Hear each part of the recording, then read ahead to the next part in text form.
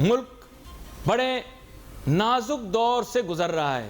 कब से सुन रहा हूं मैं ये, बचपन से एक ही बात सुनते आ रहा हूं, मुल्क बड़े नाजुक दौर से गुजर रहा है।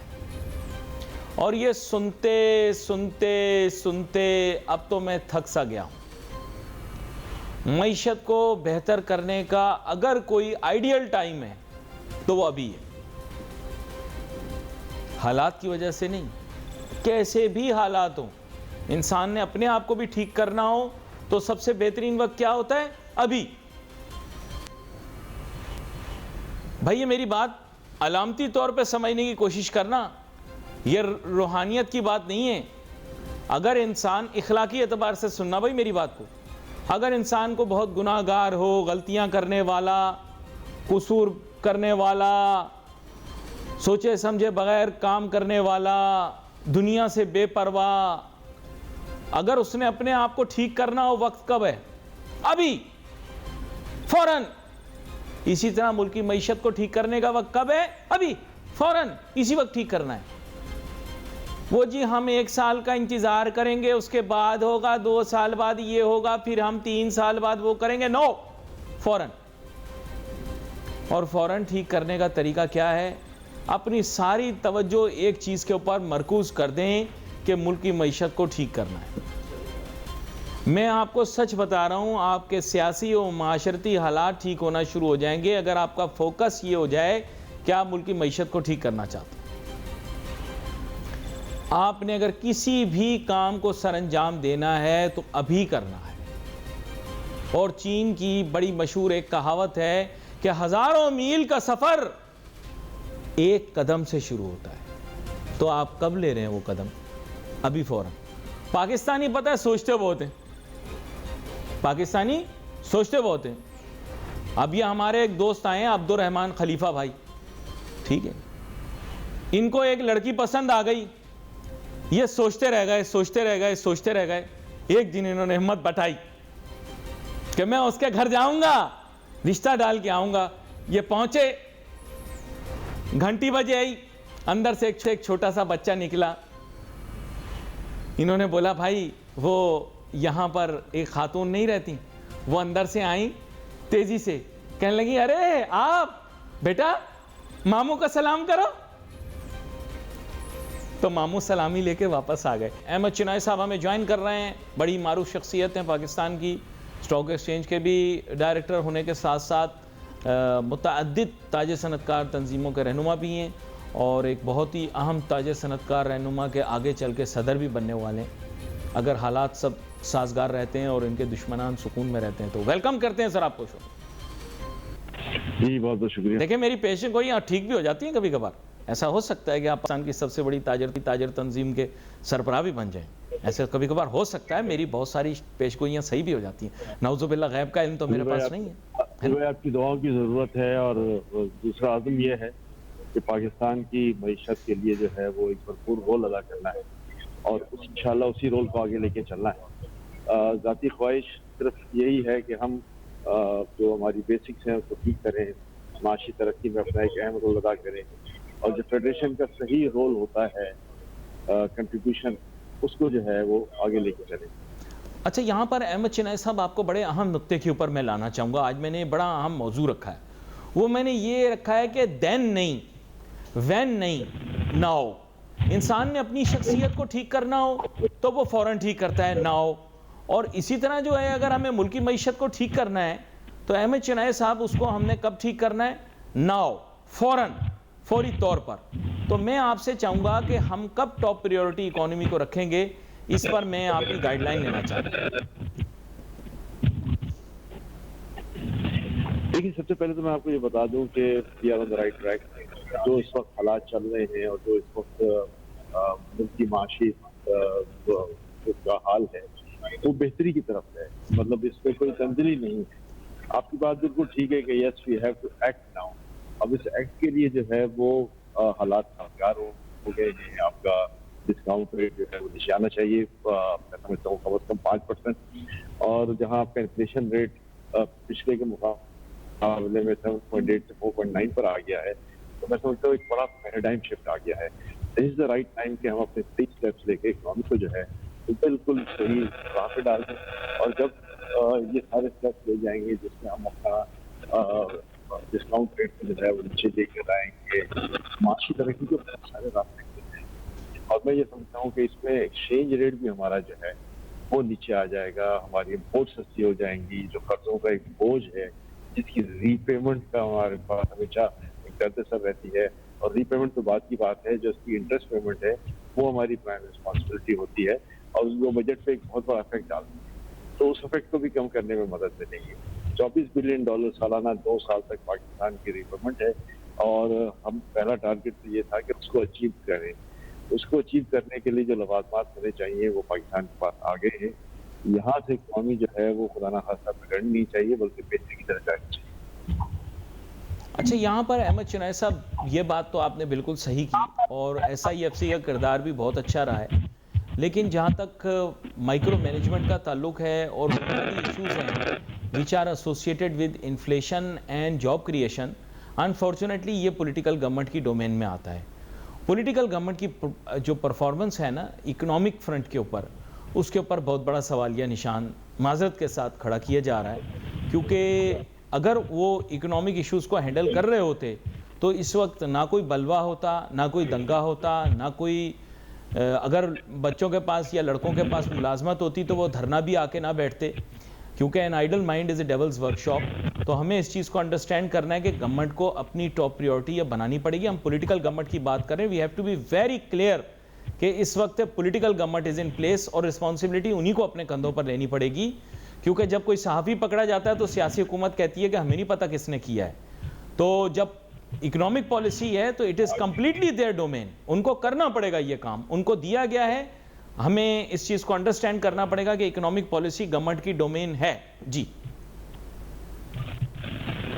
देखिए, SIFC जो है वो बेसिकली एक फैसिलिटेशन सेंटर है, पब्लिक डोमेन भी है, और मैं समझता हूँ कि गवर्नमेंट इसमें पूरा पार्टिसिपेट कर रही है।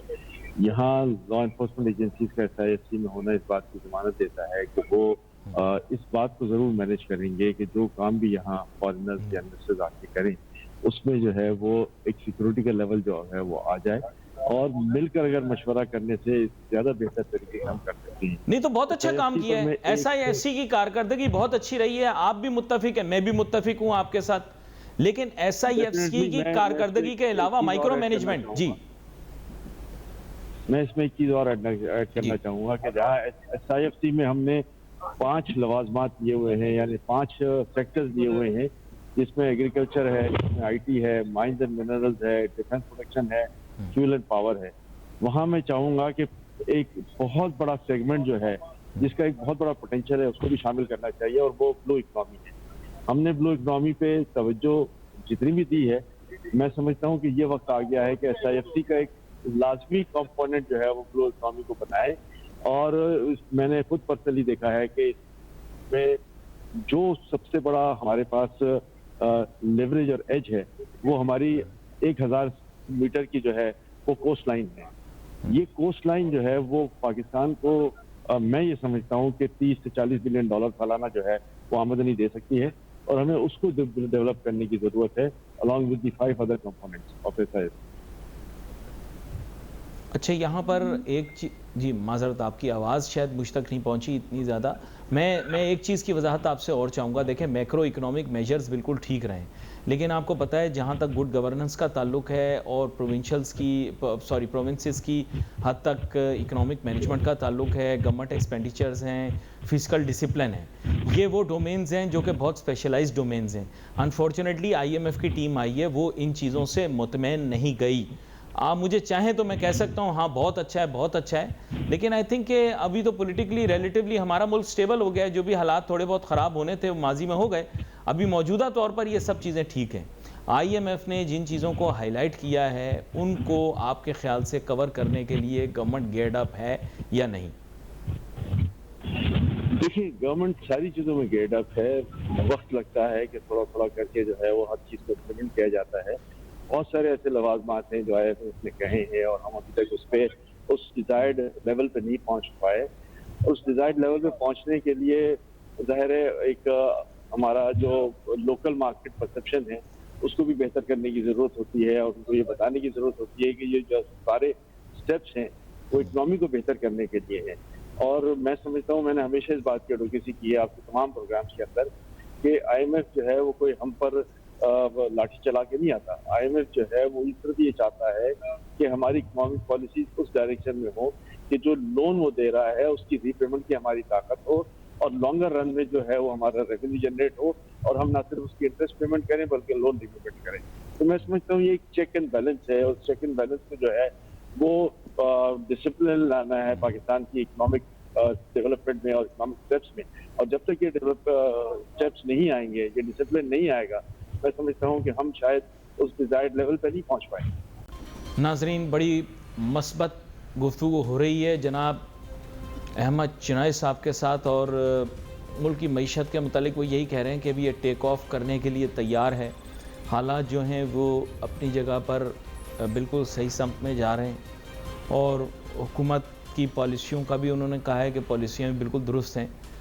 मैं तहम उनका ज़ाविया अवामी नोयत के मसाइल की जानिब लाना चाहता हूँ जो ही उनकी मशहूरी की बुनियादी वजह बनी। जब तमाम इंडस्ट्रियलिस्ट और बिजनेसमैन तनख्वाहें बढ़ाने के ऊपर फोकस नहीं कर रहे थे, अहमद चिनाई साहब ने टीवी पर आकर, मीडिया पर आकर कहा कि बुनियादी तनख्वाह या कम से कम तनख्वाह के अंदर इजाफा होना भी चाहिए और बिजनेसमैन इंडस्ट्रियलिस्ट को इसमें पहल करनी चाहिए। इसी तरह बहुत सारे अवामी नोयत के मौज़ूआत थे जिसमें इन्वेस्टर प्रोटेक्शन से लेकर मुख्तलिफ मौज़ूआत, उन पर इन्होंने सबसे ज़्यादा आवाज़ उठाई। तो अहमद चिनाई साहब, बुनियादी बात यह कि इस वक्त अवाम का सबसे बुनियादी मसला महंगाई है, जिसके ऊपर माजरत के साथ मेरी ऐसी राय है कि हुकूमत की तवज्जो नहीं है, लेकिन आप जैसे इंडस्ट्रियलिस्ट ने हुकूमत को फोर्स करना है कि वो इसको एड्रेस करें। क्या कहते हैं आप? देखिए, बात आपकी बिल्कुल ठीक है, अवाम महंगाई से बिल्कुल परेशान है, लेकिन बदतरीज year on year, month on month जो लेवल है, परसेंटेज है, वो नीचे आता जा रहा है। ये अल्हम्दुलिल्लाह बहुत अच्छी बात है कि महंगाई बढ़ नहीं रही बल्कि माइनस की तरफ जा रही है। हम 4.9 की तरफ आगे हैं और आगे जाके मैं ये समझता हूँ कि जब इंडस्ट्रीज पूरी तरह चलेंगी, एक्चुअल हमारी प्रोडक्शन बाहर आएगी, तो बहुत सारी चीज़ें जो है वो आसानी हो जाएगी। आगे जाके मैं ये समझता हूँ कि जो बेसिक खाने पीने की अशिया की चीज़ें हैं, जिसमें गंदम हो गया, अनाज हो गया, चावल हो गए, तो ये सारी चीज़ें जो है ना वो मैं समझता हूँ कि अब एक्सेस प्रोडक्शन है पाकिस्तान के लोकल मार्केट में, बहुत ज़्यादा प्रेशर नहीं है कि जी वो उसको सेल ना करें। और मैं समझता हूँ कि एक जो स्टेबल रेट है उस पर जो है वो ज़्यादा चलेगा।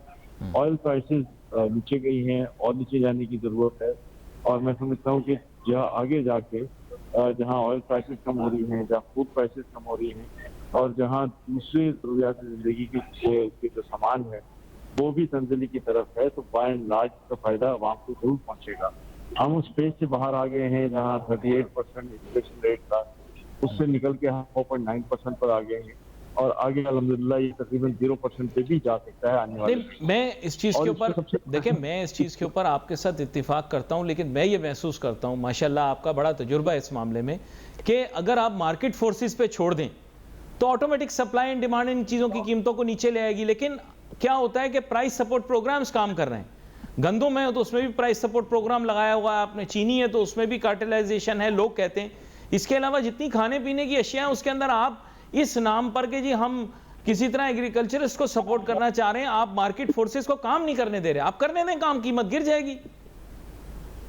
देखिए, मैं इसमें एक बुनियादी बात आपको बताता हूँ कि हमारे जो एग्रीकल्चरिस्ट हैं वो हुकूमत के कहने पर कैश क्रॉप्स को लगाते हैं और जहाँ उनकी कॉस्ट ज़्यादा हो जाती है और उनको नफा नहीं होता तो जाहिर है उनको एक सपोर्ट प्राइस जरूर देनी पड़ती है। सपोर्ट प्राइस के बगैर अगली फसल का लगना मुश्किल हो जाता है।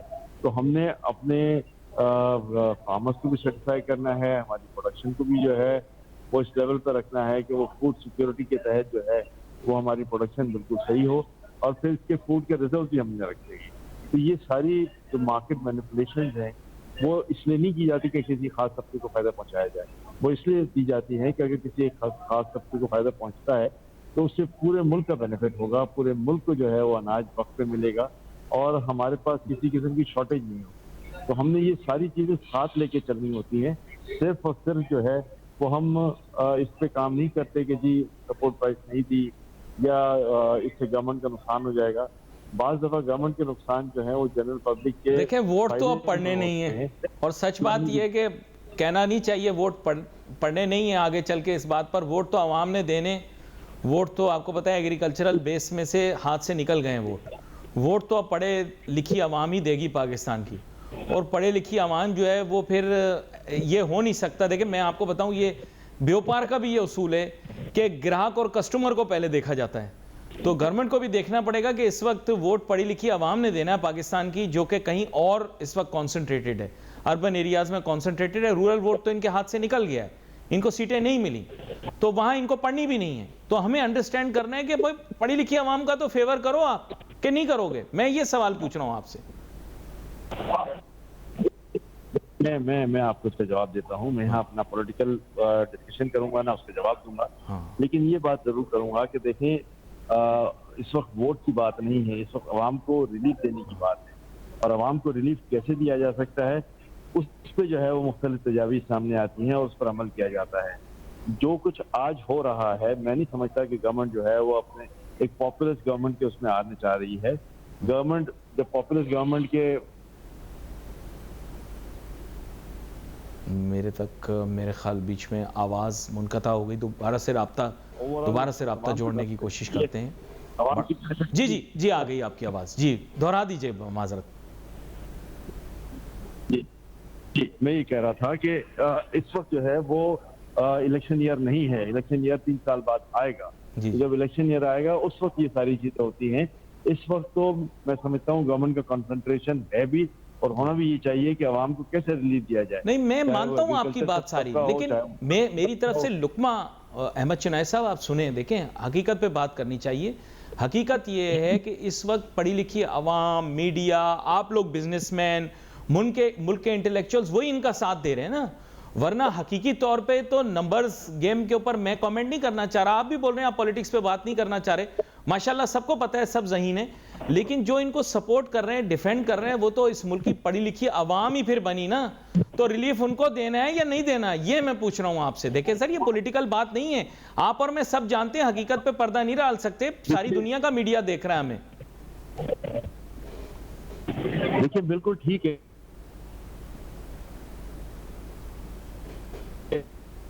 सिर्फ मेजर्स और स्टेप लिए जाते हैं। ये नहीं होता कि जी फला तबके को जो है वो हम एडवांटेज दे रहे हैं और फला तबके को वो एडवांटेज नहीं दे रहे। कराची में पूरे मुल्क के हालात खराब हुए सर। हमने एक गमला नहीं टूटने दिया कराची में। मैं कोई शहर की नुमाइंदगी नहीं कर रहा, एक गमला नहीं टूटने दिया। इस मुल्क में क्या क्या नहीं हुआ, हमने law and order situation create नहीं होने दी। आपको कराची को प्रायोरिटी रखना चाहिए इकोनॉमिक एजेंडे में या नहीं, मेरा सवाल ये है।